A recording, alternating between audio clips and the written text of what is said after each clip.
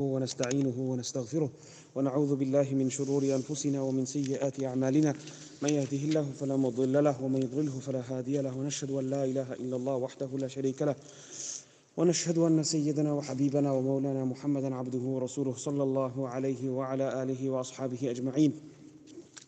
يقول الله عز وجل: يا أيها الناس اعبدوا ربكم الذي خلقكم والذين من قبلكم لعلكم تتقون.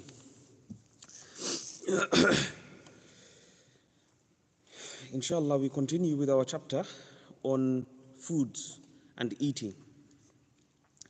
Here, the next chapter we have come onto is encouragement to eat together.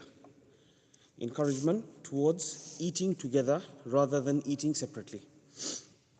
عن وحشي بن حرب بن وحشي بن حرب عن أبيه عن جده رضي الله تعالى عنه قال: قالوا يا رسول الله إنا نأكل ولا نشبع، قال تجتمعون على طعامكم أو تتفرقون؟ قالوا نتفرق. قال اجتمعوا على طعامكم واذكروا اسم الله تعالى يبارك لكم فيه. رواه أبو داود وابن ماجه وابن حبان في صحيحه.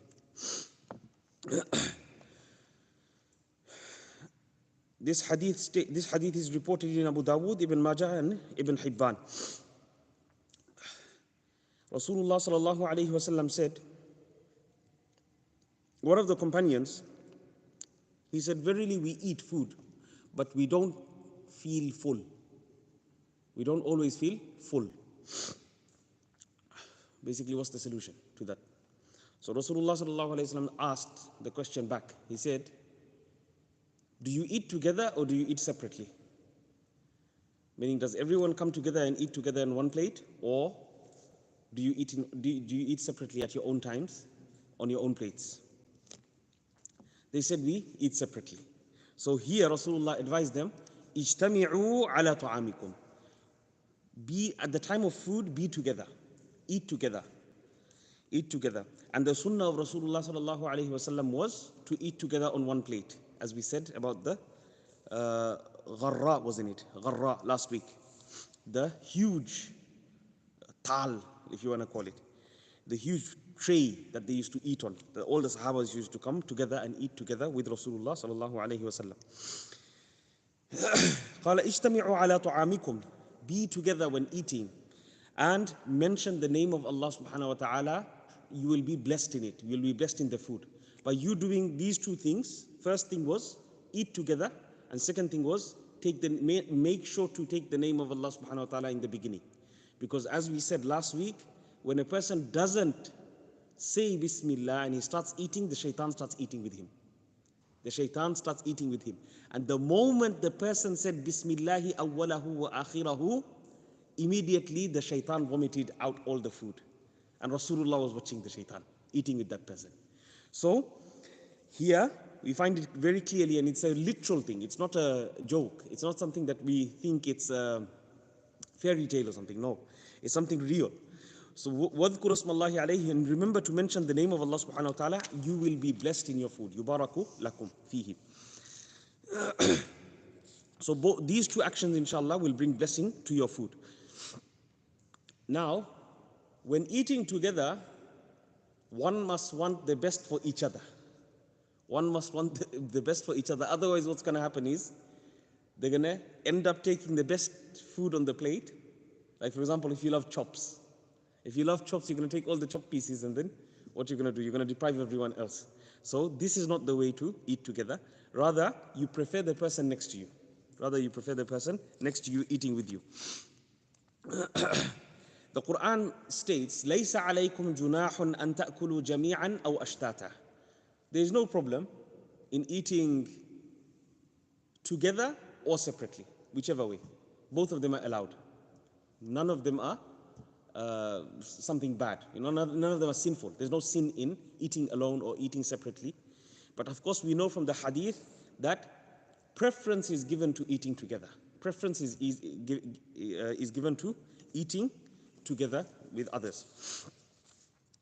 Now we go on to the next hadith, inshallah. وعن جابر رضي الله تعالى عنه قال سمعت رسول الله صلى الله عليه وسلم يقول طعام الواحد يكفي الاثنين وطعام الاثنين يكفي الأربعة وطعام الأربعة يكفي الثمانية. رواه مسلم والترمذي وابن ماجه. This hadith comes in 3 of the books. Imam Muslim's Sahih, Imam Tirmidhi's Jami' and Sunan of Ibn Majah. On the authority of Jabir radiallahu ta'ala anhu, he says, I heard Rasulullah sallallahu alayhi wasallam saying that the food of one person is enough for 2 people. Meaning the food portion that we think is enough for one person to be full, completely full, that portion can be eaten by 2 people. Meaning that a person should not eat to his full. A person should not eat to his fill. And the food for 2 people is enough for 4 people. And the food for 4 people is enough for 8 people. So, if a person eats with the mindset that I'm going to eat just enough food to keep me upright, to just give me enough strength to do my ibadah, to do what I'm created for in this world, then inshallah, no one will be deprived and everyone will eat to their, and they will be happy as well. They will be happy and healthy. رواه البزار من حديث سمرة دون قوله وطعام الأربعة يكفي الثمانية. There's a narration in Bazzar, Musnad al-Bazzar, that without the saying that the food of 4 people will be sufficient for 8 people. Meaning in that narration, this part isn't there. وزاد في آخره, although in the last part of the hadith he added وَيَدُ اللَّهِ مَعَ الْجَمَاعَةِ, and the hand of Allah subhanahu wa ta'ala is with the group, with a group of people. So whenever you're eating with a group of people, the blessings will be with the group. So when you're eating alone, there's less blessings. When you're eating together, there's more blessings.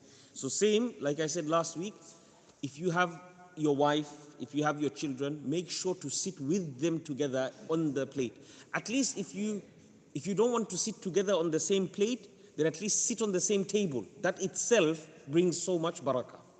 That itself brings so much barakah. The problem is nowadays, one is working in the day shift, another one is working the night shift, another one is going to school at different times. So each of the family members are eating at different times. That's why our hearts are disunited as well. Because we're eating at separate times, there's no love and mahabbah anymore left. So therefore, eating together itself, eating is a great blessing of Allah subhanahu wa ta'ala. Great blessing of Allah subhanahu wa ta'ala. So eating together itself creates mahabbah. Because food is something we have to, without it we will not survive. Without it, we will not survive. So therefore, at the time of something which is so important to you and to your family members and everyone as humans, if you're eating together at that time, it shows the love and compassion that you have for each other.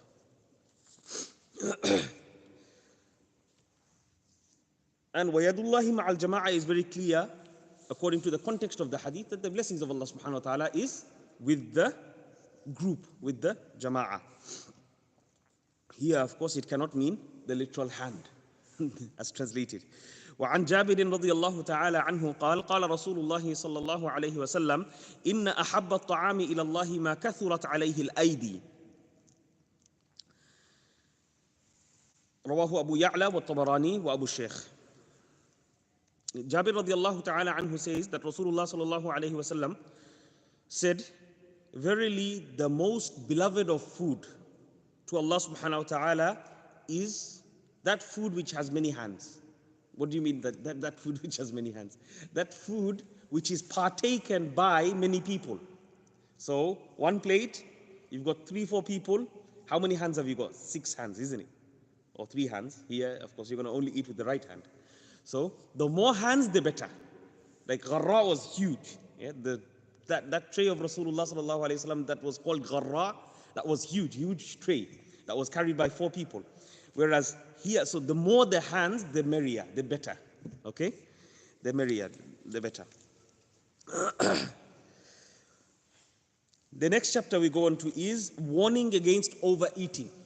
This is something we are all afflicted with mostly in this time and age because of the type of foods that we end up eating. Why? Because of the type of food that we're eating. When you're eating something like a donut, when you're eating something like chips, there's so much calories inside there which you can eat so fast without your stomach clicking on, without your mind clicking on to how much food you're eating. That's the problem with fast food. And unfortunately, when we continuously habituated ourselves from young age, from primary school, from secondary school, it's hard to get off that bad food. Although we know it's bad, we know it's doing damage to us. We know donuts are bad for us. Who doesn't know donuts are bad for us? Who doesn't know extremely sugary chocolates, whole box of chocolates, whichever ones you like, is bad for you? Everyone knows it's bad for you. But majority of us can't control ourselves because of our age. We've been brought up with, just like if you tell elderly chacha to stop his pan and gua, what's going to happen? He's not going to be able to stop. Why? He's so used to his habit to eat such things all the time. Likewise, youngsters, although we're used to it, now we have to bring ourselves back, because it has a toll on your health. The moment you start aging, from the age of, after the people of Jannah, after 33, you feel the repercussions of the food. In fact, some people even feel it before 33. So, it is important that you eat the right foods, firstly, and if that's not possible, because to eat the wrong foods, you'll be able to eat huge quantities, and you'll automatically be going over your calorie, the calorie that you're supposed to be eating on a daily basis. You're going to go way above your calories. So therefore, a person must try to eat real foods. Real foods nowadays, unfortunately, even the real foods are injected, are full of pesticides and full of herbicides and full of different types of toxins, full of different types of carcinogens, as they say. Basically, poisons, different types of poisons inside the food, whether it's fruits, vegetables, because everything is grown by other than our own hands. That's the problem. So we think the first world countries are the best. But unfortunately, if you're not, alhamdulillah, our grandparents, when they grew up in Bangladesh, they were plowing the earth, they were doing their own vegetation, cultivation, agriculture. Everything was their own. The milk that they had was real milk. Now we don't even know how many types of chemicals that are processed through this milk, and then this milk our children are eating and then getting sick. Us getting sick. Us becoming laxative intolerant. Isn't it? So many problems coming along. Why? Because this is not real food anymore. But this is what we boast of the first world countries, unfortunately. So this is what is making us sick, and this is what is making us bad. Even the animals that we think are good for us, even those are injected with so many types of antibiotics. Even those are fed, grain-fed until it's to its maximum capability, until it's so fat that it's ready for slaughter. Even the chickens, same thing. It's being grown so fast inside labs that these chickens, they can't hold their own weight anymore. It's like babies that are huge in size. It's abnormal. It's abnormal. That's why, so try to look for organic if you can afford it as well. And try to eat as organic as you can. Okay, even with organic, there's 5%, I think there's still like a 5% thing where they still have to have some type of antibiotic, some type of pesticides in order to let the plant grow without the insects coming and eating on them. Allahu A'lam. Anyway, not going off the topic. عن أبي هريرة رضي الله تعالى عنه قال قال رسول الله صلى الله عليه وسلم المسلم يأكل في معا واحد والكافر في 7 أمعاء رواه مالك والبخاري ومسلم وابن ماجه. This hadith is narrated in Muwatta Imam Malik, Sahih of Imam al-Bukhari, Sahih of Imam Muslim, and Sunan of Ibn Majah.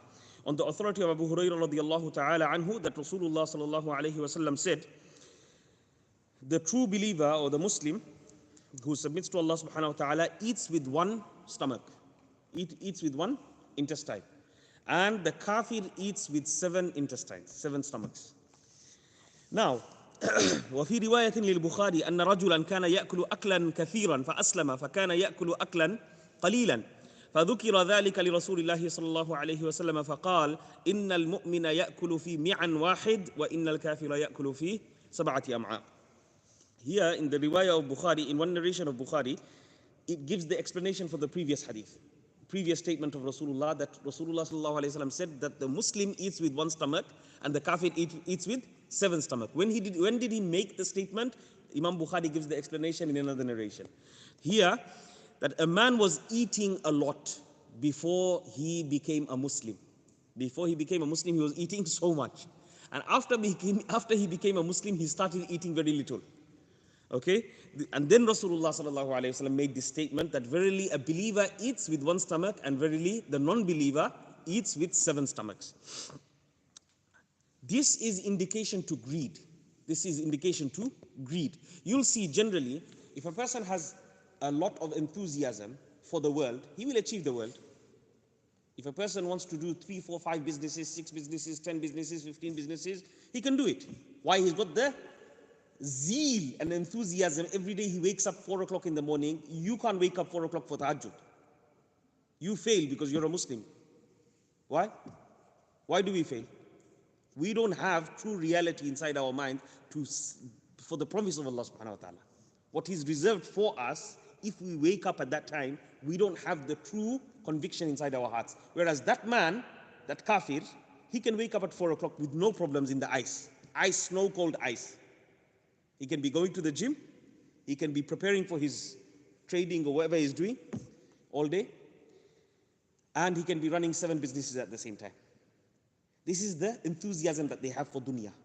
This is why eventually they do win, they do succeed in dunya, generally. Anyone who has that much of passion will eventually outdo his peers, okay, in any field, So this shows intense greed for the dunya, okay? Eating excessively shows intense greed for the dunya or laxity. You become lax.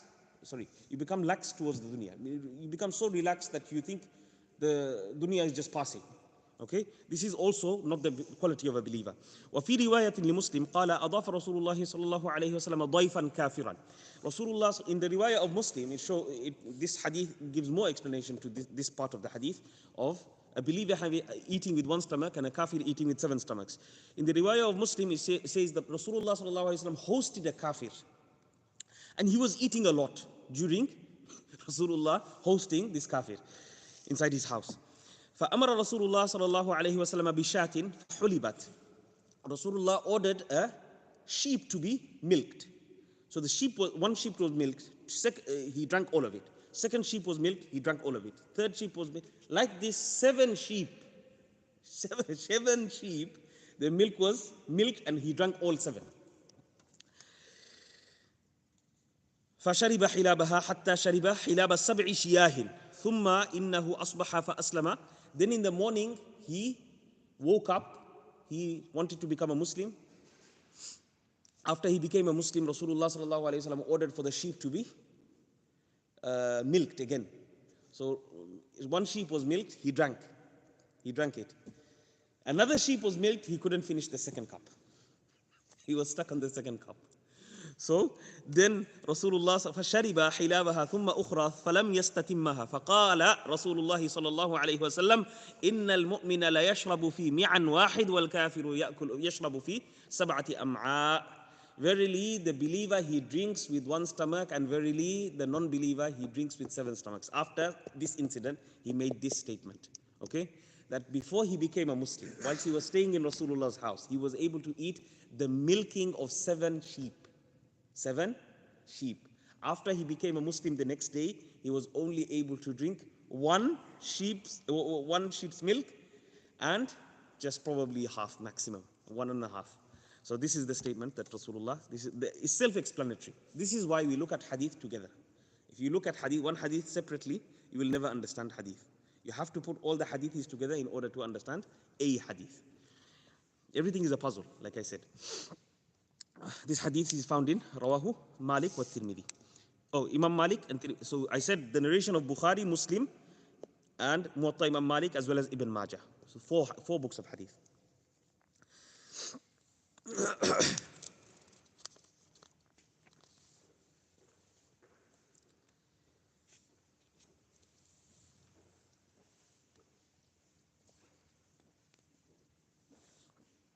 وعن المقدام بن معد كريب رضي الله تعالى عنه قال سمعت رسول الله صلى الله عليه وسلم يقول ما ملأ آدمي وعاء شرا من بطن بحسب ابن آدم أكيلات يقمن صلبه فإن كان لا محالة فثلث لطعامه وثلث لشرابه وثلث لنفسه رواه الترمذي وحسنه ورواه ابن ماجه.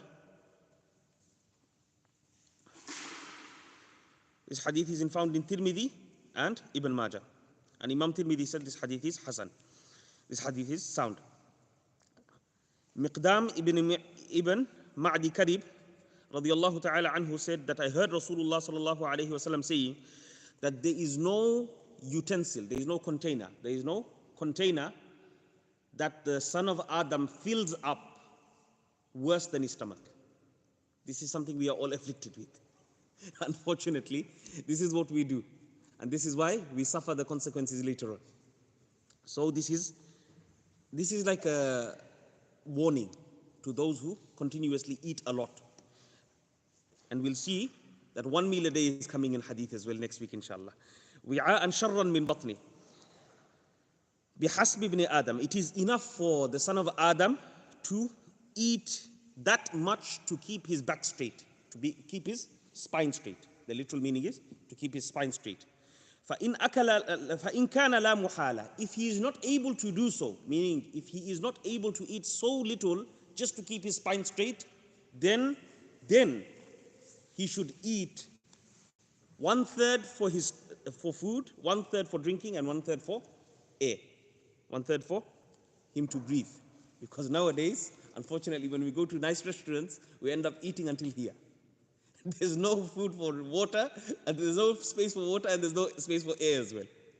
Astaghfirullah. So this is completely going contrary to Sunnah, and this is Rasulullah sallallahu alaihi wasallam telling us very clearly that we must not eat too much. We'll end here, inshallah. We'll continue with the rest of the ahadiths on the chapter next week. Subhanakallahumma wa bihamdika nashhadu an la ilaha illa anta nastaghfiruka wa natubu ilayk.